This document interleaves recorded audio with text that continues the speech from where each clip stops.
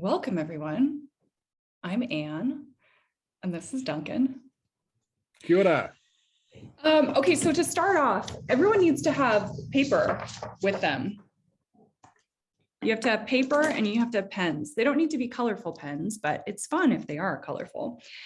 So today we are talking about the goals and projects that you prioritize. And this is different than talking about prioritizing tasks. When we think about tasks, we think about what are you going to achieve in a day? And maybe you knock out the most important thing first. But goals and projects are a completely different animal. So the first thing we're going to do is we're going to make a list of the goals and projects that you're even considering right now. So a goal or a project is like write a book or buy a house or, pick up a new job.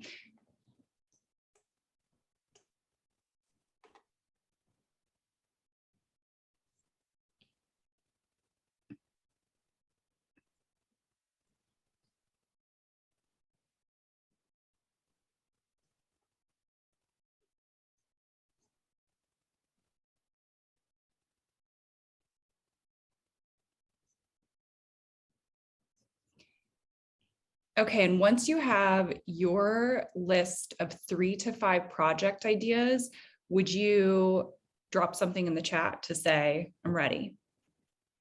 And I'm going to write mine as well.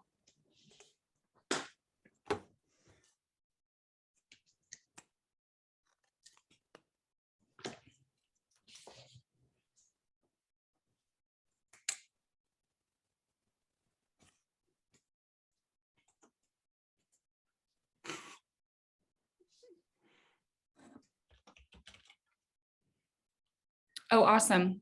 People are born ready. I love it. Okay, you guys were really fast. I need 30 more seconds.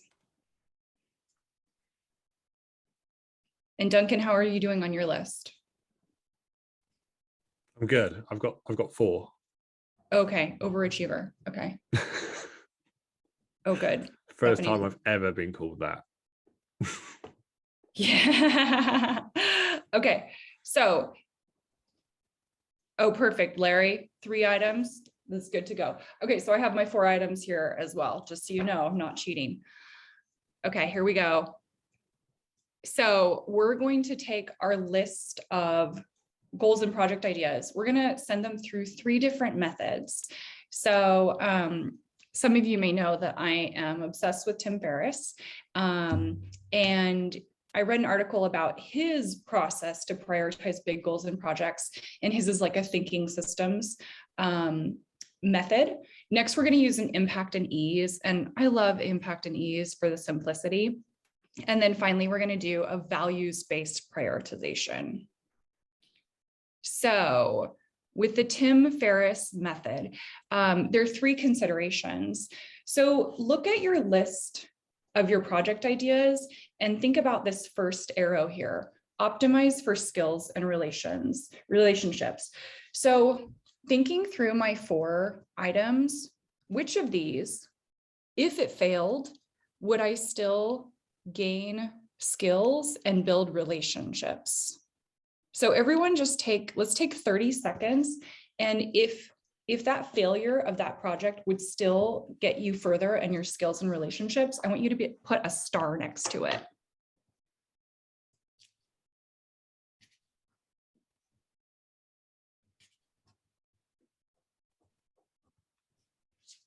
Okay, so I put a couple stars next to the ones that would actually still benefit me.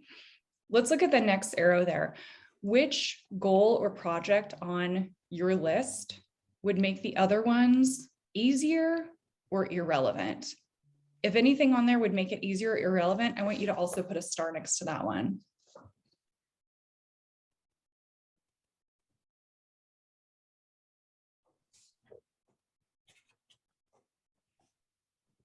Okay, and then finally, which of these things on your list are you so excited about that you are talking about it all the time? You wake up in the middle of the night with ideas. Put a star next to that one.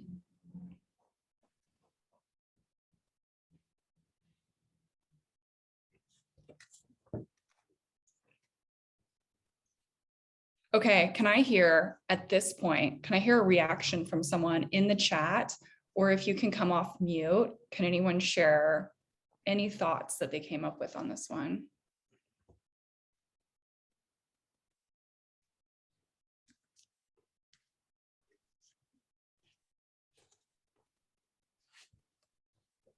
So far, I have two of my 4 items have 2 stars next to them.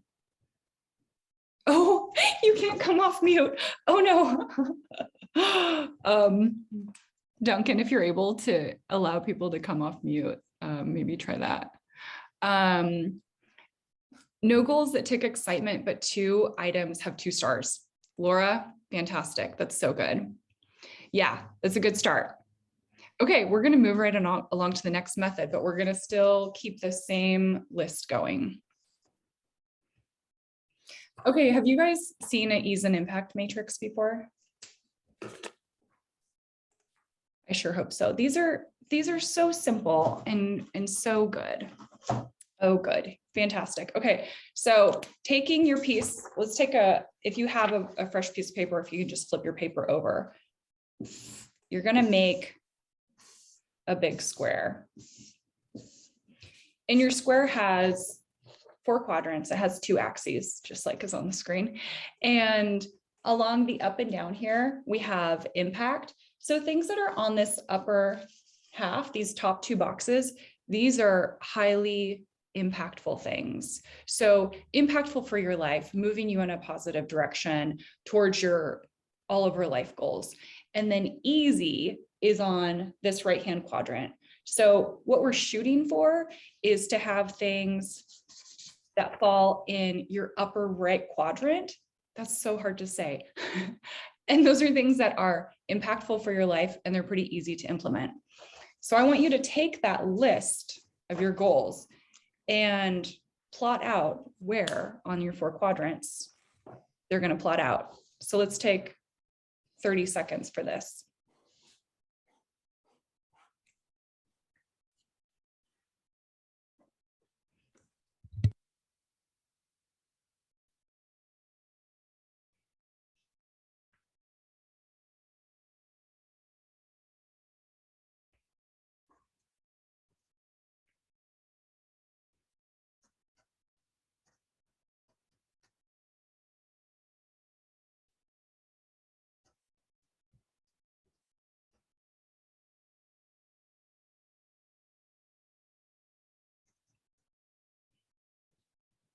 Okay. Looks like we got a yes. So I have a few things in mind of my 4. They're kind of like, they're all pretty hard. They're like nothing super easy. And a number of them would be pretty impactful. Are there any other reactions on this one so far? Is there anything that's like, does anyone have one of their goals that's just really impossible to, it's not easy, it's going to be expensive, it's going to be clunky, and it won't particularly be impactful towards your total life happiness?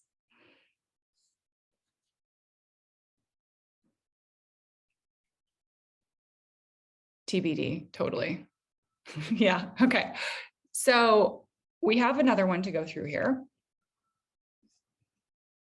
Okay, we're still taking the same list. At this point, we have a couple different ways to look at our projects. So values-based prioritization. We already finished step 1 here. We made a list of our project ideas. So the second thing we're going to do is we're going to write down a similar list of personal values. You only have to like list 3 or 4. And then we're going to see which of our project ideas are most in line with our personal values. So can anyone tell me in the chat, I'm going to toss this on the screen and make a little note of the ones, which of these words are popping out to you as like, oh, that's me. Like, that's like who I think of as myself. Can anyone think of their values pretty easily? Duncan, what were your values?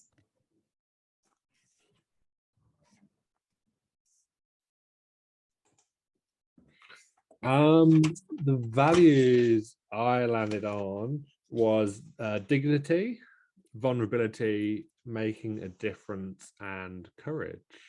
I All love key it. values that are really important to me. Yep. Okay. Ooh, Laura shared growth, balance, compassion, and boldness. That's so cool. Okay, let's take 30 seconds and write down a list of, shoot for like 3 or 4 values.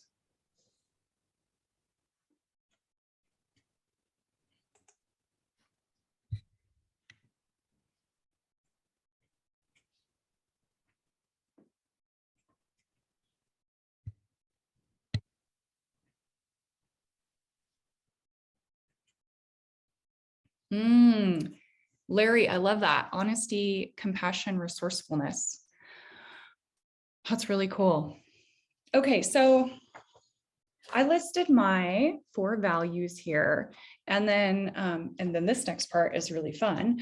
Draw a symbol next to each of those values, and this is going to be a little code that we're using. So the symbol can be simple. It can be a circle. It can be a dot. It can be a highlighter with a specific color.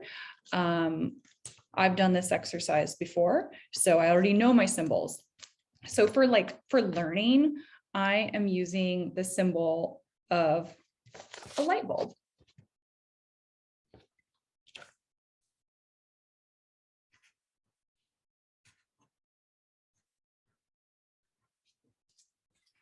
So come up with just like your shorthand symbols that you're going to put next to your values.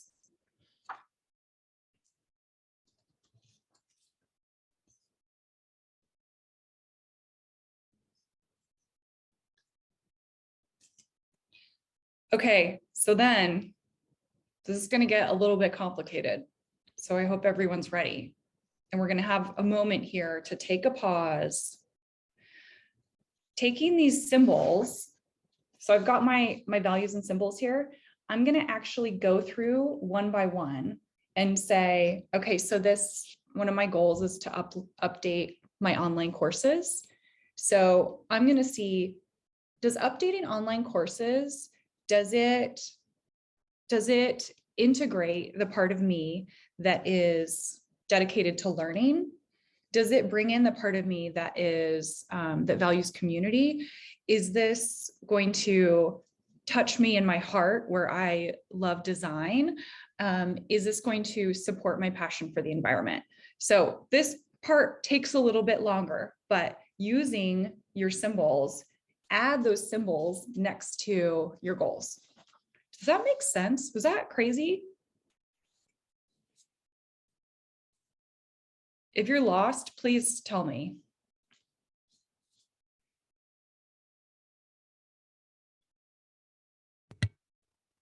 If people just hit the raise a hand button, and that might flag up if someone has a question. Perfect. Okay, Abby's done. I've only got my first one done.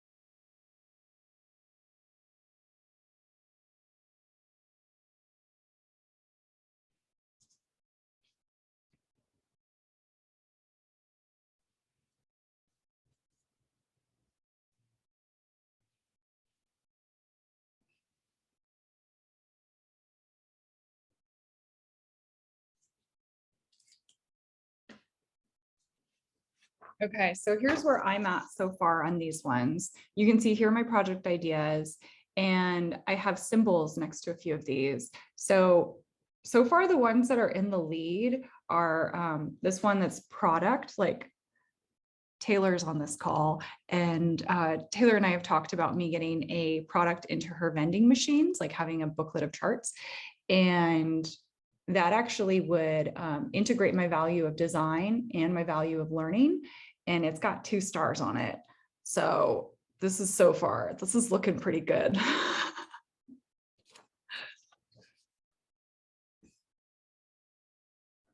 Do it next. I know. Yeah, Taylor says do it next.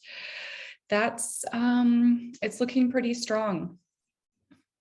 Okay, so Duncan, would you be able to send people into breakout rooms for 5 minutes? I would love to, Anne, but doesn't look like Zoom is giving me that option. Oh, okay. I'm afraid. That's okay. Maybe that needs to be on our list of goals for can we figure out how to allow people to come off mute? Yeah, also not able to, from what I can see. So I'm just picking that maybe we configured this Zoom call slightly wrong. So we can fix that for next week. Okay. So yeah, sorry about that, everyone. No worries, no worries. So I would love to hear reactions. So I think we need to do it as a meeting instead of a webinar. That makes sense. Yeah, I think so. Yeah, I would love to hear reactions from people on this exercise so far, and thinking about the 3 different exercises. If you're comparing like what ended up in your top quadrant versus what ended up lighting you up the most on the Tim Ferriss method versus which were most in line with your values. I would love to hear which of these was the most valuable. I taught you through mine. Yeah. Okay. And Abby said what I thought was my lowest project was actually the highest rated. Abby, are you able to tell us about that?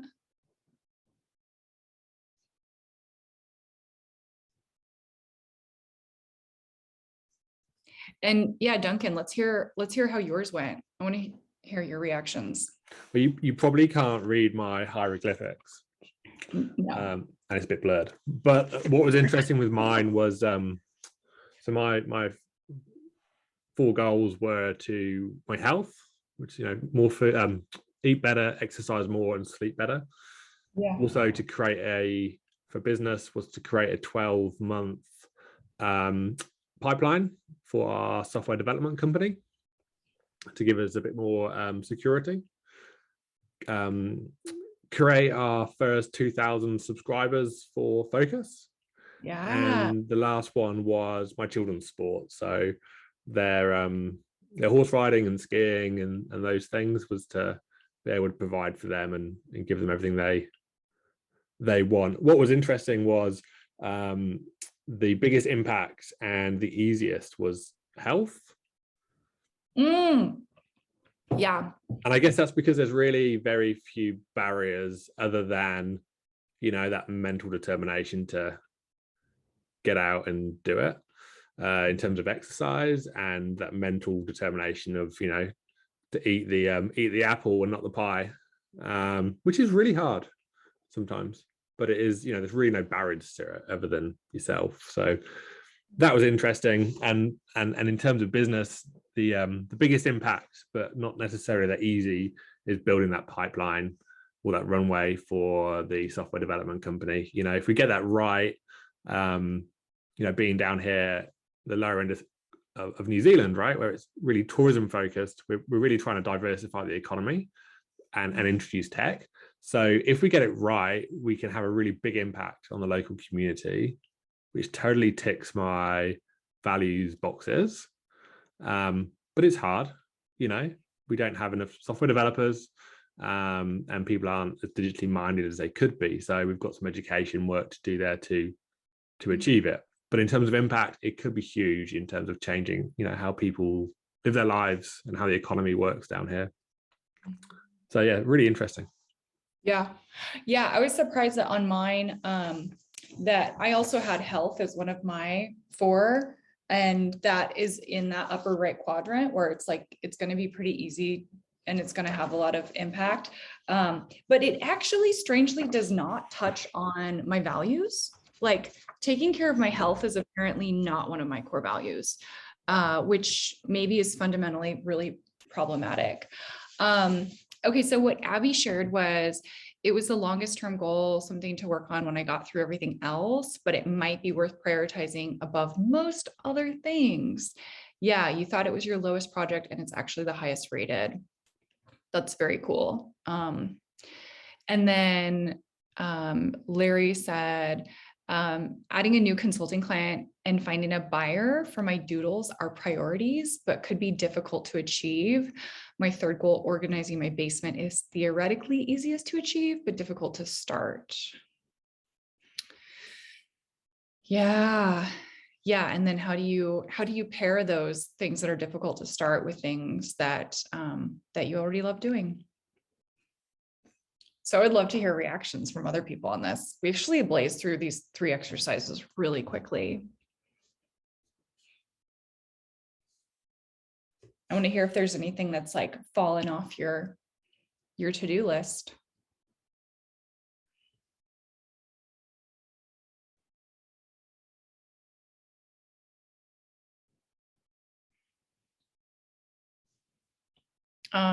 Abby struggles with organizing and don't know if you're familiar with the KonMari method.